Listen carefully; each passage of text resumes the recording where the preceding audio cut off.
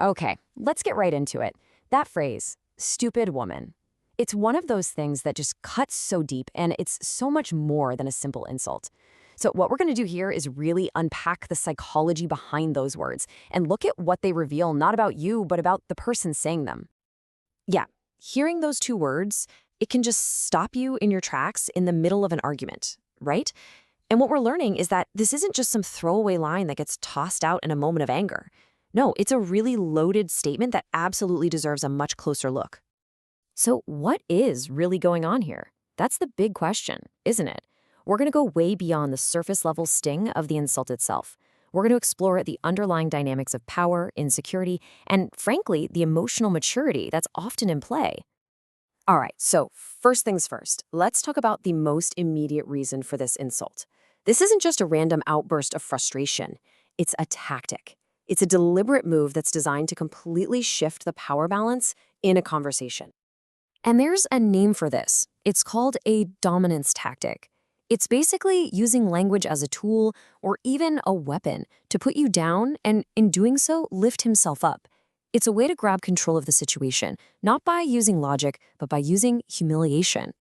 And if you look closer, the goals are pretty clear. The point isn't to have a productive conversation, it's to end it. It's about making you question yourself, making you feel ashamed. By doing that, he effectively shuts down your side of the argument and gets to declare himself the winner. But okay, that power move, it's almost always a mask.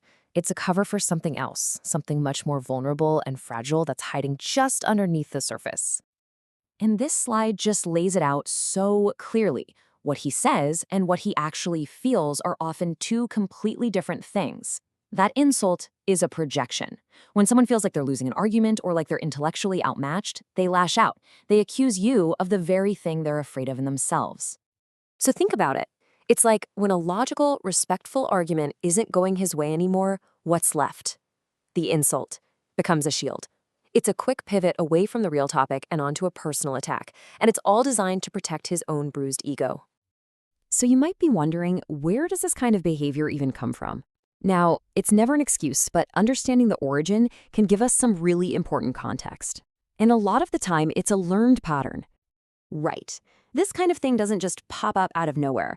It can be absorbed from what someone saw growing up, from their friends, or just from broader cultural messages that normalize disrespect toward women, where being aggressive is somehow seen as being masculine.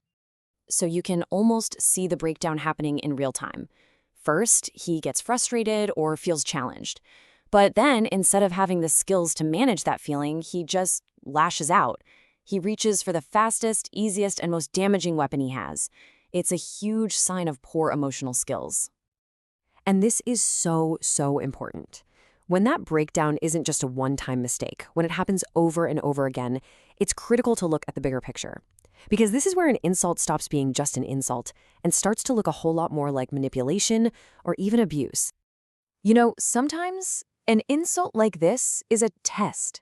It's a way of pushing your boundaries to see what you'll put up with. If it goes unchallenged, it kind of sets a new, lower bar for how you can be treated in the relationship. This table really helps put it in perspective. If it happens once, okay, that's a huge red flag. It's a sign that the foundation of respect is starting to crack. But if it happens repeatedly, well, that's not a mistake anymore. That's a clear pattern of verbal and emotional abuse. And I want you to really let this one sink in.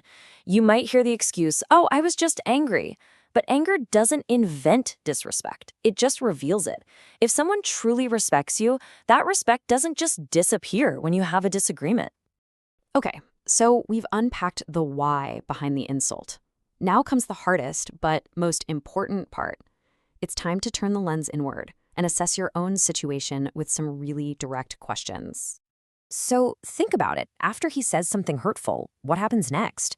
Is there a real, genuine apology that's followed by an actual, visible effort to change? Or are the words, I'm sorry, just a way to end the fight until it happens all over again? And let's zoom out a little. Think about your arguments in general. Is his main goal to make you feel small? Is diminishing you his go-to tactic for winning? Because if it is, that points to a much deeper, more troubling issue in the relationship. This really gets to the heart of it all. Does he act like he is just fundamentally superior? Like his opinions and feelings just matter more than yours? Because that sense of entitlement is often the root cause of an insult like stupid woman. So at the end of the day, please remember this.